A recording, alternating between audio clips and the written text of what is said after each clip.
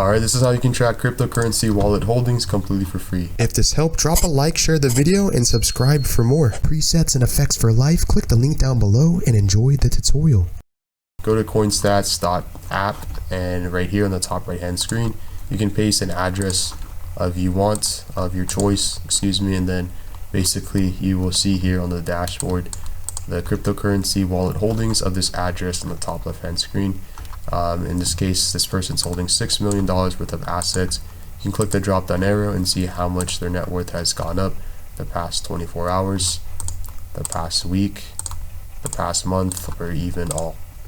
If you scroll down, you see all the assets that this wallet is currently holding, and you can even see there's another chart right here, more of an extended chart of this chart right here of their net worth going up or going down. Again, you can change it to 24 hours, 3 months, 6 months, etc. And you can even just enable different cryptocurrencies, and you can see we have a pie chart of how much that they owned.